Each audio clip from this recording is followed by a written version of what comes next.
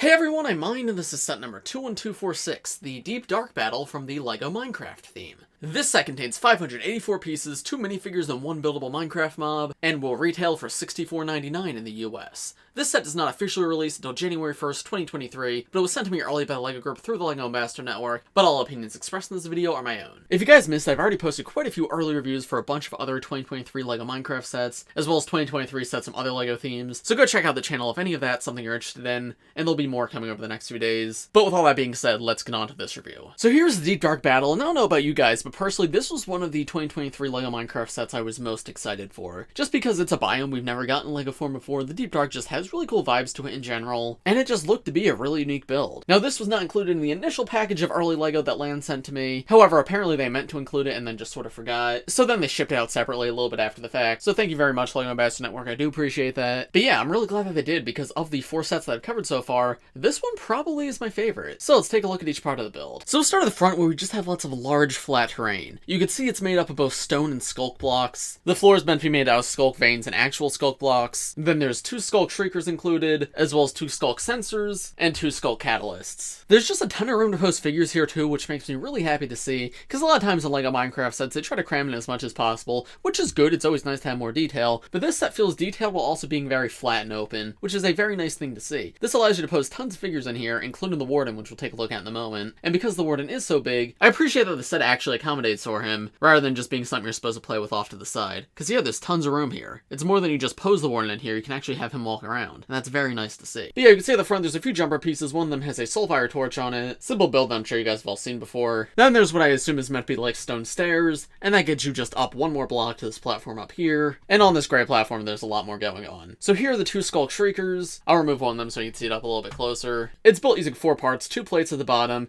then there's this all new like tan piece right here. This I believe is also going to be used on these shulker boxes for this wave, though in different colors. I think that was actually really creative on LEGO's end, making a new piece that works as both a sculk shrieker and a shulker box. Because yeah, that fits really well, and then you can see there is a printed tile that goes on the inside that's all new for this set, and it sort of reminds me of like the gas fireball piece, though with more sculk colors, and I think that looks good, it fits in perfectly. And as I mentioned, you get 2 of them here. There's also the sculk catalyst right here. No new parts or printed parts on that one, but I do think it looks good. They capture like the colors and the shape and everything pretty well. Same thing with the sculk sensor, where they use like these tooth pieces to represent the little tentacles coming out, which I do think works well, especially like when seeing it sound on the build. It's very clear what it's supposed to be. But yeah, you can see all that's like kind of randomly placed all throughout, just like in the actual Deep Dark in Minecraft. Lots of other sculk blocks that just make up the ground. There's a little statue of the Warden's head on the side. That's one of the structures that spawns in the actual game, so it's cool to see it represented here. Even got the little ears on the sides. And on the other side, there's a gray platform that holds a soulfire torch, as well as 2 little candle pieces. Next to that, there is a chest piece, which of course can be removed. Of course, still using the blocky chest that was introduced for LEGO Harry Potter, but fits perfectly for Minecraft. And if you open it up and look inside, you have a red potion bottle, I assume is meant to represent a health potion, as well as a bone and 2 white circular tiles. Now, I'm not sure what exactly the white circular tiles are supposed to be. Maybe bone meal? But I'm not positive on that. If anybody has any ideas like what item in Minecraft that's meant to be, let me know in the comments. But yeah, loot chests do a really good job to help flesh out a set, give you more things to play with, so I'm happy this is here.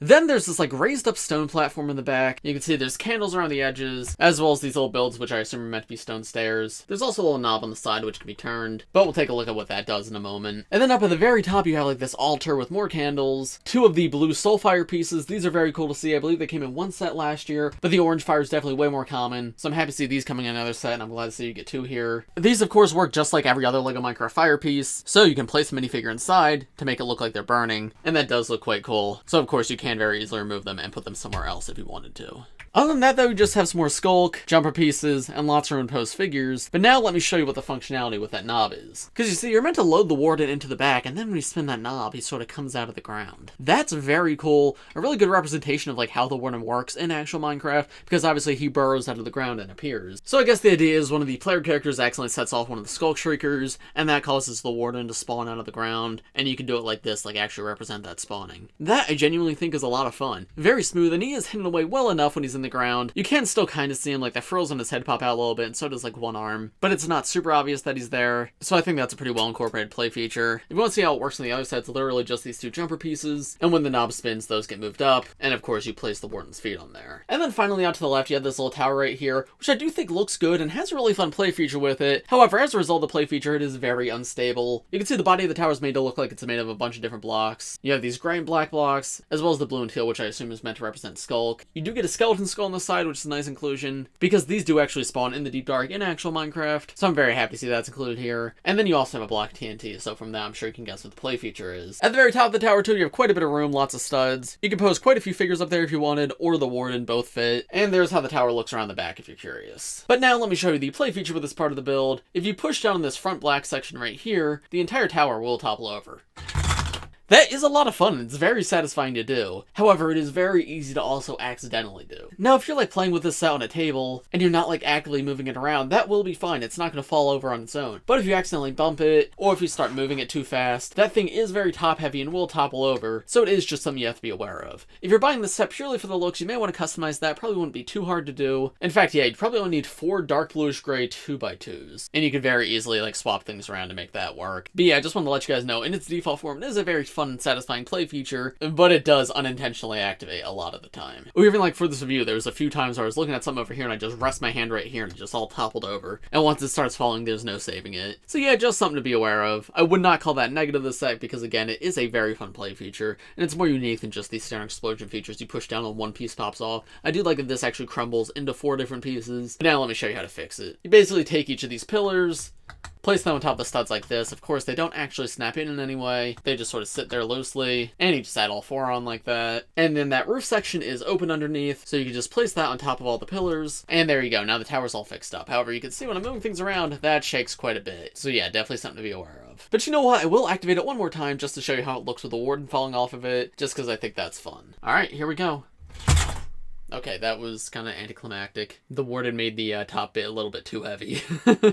Speaking of the Warden, though, now let's take a look at him up a little bit closer. And this guy, I think, is pretty good. There are a few things I'm not the biggest fan of on this figure, but even still, I think it's pretty well captured. The arms are very fun to play with. They can be hinged backwards at an angle, but they can only be moved forward if they're out straight. That's like the opposite articulation I think it would have. But thanks to that, you can get some cool poses like this. The head is also on a mini ball joint, so there's some great articulation you can get there. You can just get lots of personality from this figure just by moving the head. Like, look, he's all sad. And now he's hopeful for the future.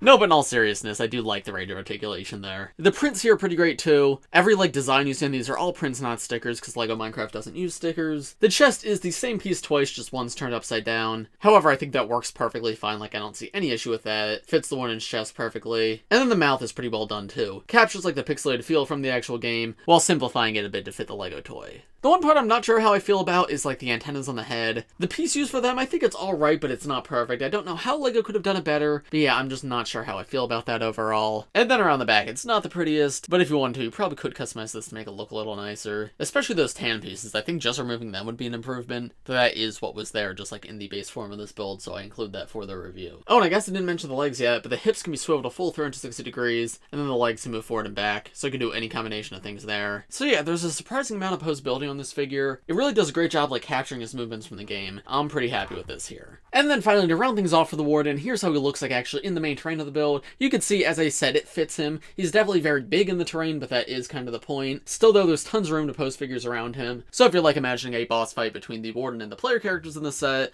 there's plenty of room to still pose the player characters around the Warden, which does make me very happy to see. I'm glad the set is the size that it is, because it makes it feel like a proper set for the Warden, rather than just the set you get the Warden in. But I think that's about all I have to say for the main build of the set, as well as the Warden. So now let's take a look at the 2 player character minifigures that this set comes with. So here are the 2 player character minifigures that come in this set. We have the Netherrite Knight and the Arbalest Knight. Now, according to the official LEGO.com description, this character is meant to be a dwarf and this one's meant to be an elf. Not sure how well communicated that is. They just look like standard LEGO Minecraft humans in like new outfits here, but I guess that's kind of cool in concept. Anyway, before we talk about the figures themselves, let's talk about their accessories. Specifically on the Arbalest Knight, I believe both of these pieces are all new. The crossbow, of course, is not an entirely new piece. That piece has come in sets before, but I believe the enchanted crossbow is all new, so it is a new recolor for this set. However, what is an entirely new piece is the hoe right here. This will be minifigure scale LEGO Minecraft's 9th year in 2023, and this is the first time we've ever gotten a hoe, which is exciting to see because obviously that is one of the 5 different tools in the game, so it's a bit strange we never got it up until this point, but I'm very happy to see it's finally here. And yeah, while it's simple, it's captured pretty well. The shape's pretty much just straight out of the game, and then like the hilt's done the same way as all the other tools, so no complaints from me, and I'm very happy to finally see it. Enchanted is a cool variant to get too. I believe some other variants come in some other sets. And then the Netherrite Knight does have cool accessories. They're just not new for this set, but he comes with the shield piece, which is nice to get if you don't have it yet, and even if you do, it's nice to just armor up more characters with shields, as well as a Netherite sword, which once again, not new, but it's only come in a few sets, and obviously it is the most powerful sword in the game, so that's nice to see here. Removing the accessories though, you can better look at the figures. The Netherite Knight, of course, comes with Netherite armor, which again, not new, but nice to get again. I believe this is only the second set to ever come with the Netherite chestplate, so that is a quite rare one. And then finally, there he is with that armor removed. And yeah, I don't really see what's dwarven and elven about these guys. It just looks like a knight and like a ranger. But even still, I think the designs are really good. I like the sort of crown helmet on the Netherite Knight. And the fact that he has a beard is cool too, because that's not super common in LEGO Minecraft. Torso burn is simple, obviously very pixelated, but it's well done. I like the little pouch at the bottom. And then the other character I think is good too. I like all the different shades of green on her. She's got like a strap around her back, which I assume is for a quiver. And if we turn them both around, yep, you can see there's a little quiver back there with some arrows in it. And on the Netherite Knight, it's very simple back there. But yeah, I think both these figures are good. Happy to see they have back torso prints, because they don't always have back torso prints. And their accessories are really fantastic. Always nice to get new exclusive Minecraft skins, and it's very nice to get two here. So yeah, no complaints to me. These two are both really, really good. But what are my overall thoughts on this set?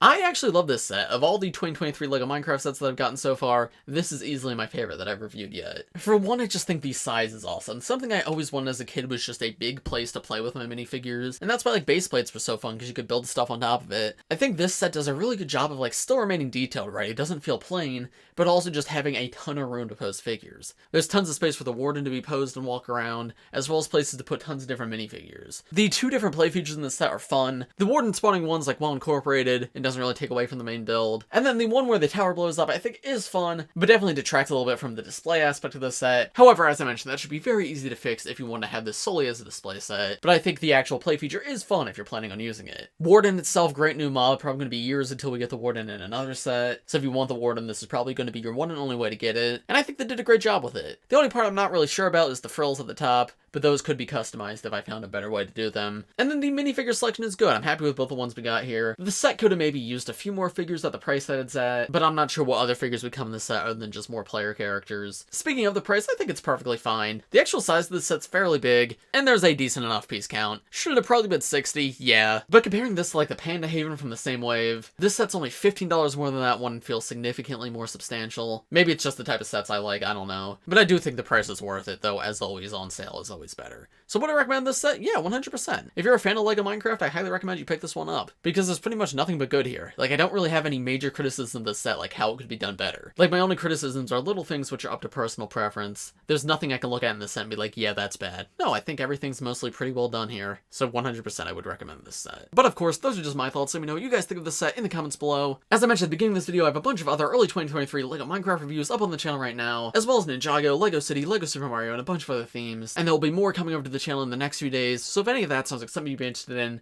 by liking the video and subscribing to the channel, it'll help put those videos in your feed as soon as they're posted, and also really help support me in the channel. But I think that's about all I have to say for this video, so thanks for watching everybody, I hope you all enjoyed, and I will see you in the next one. Bye!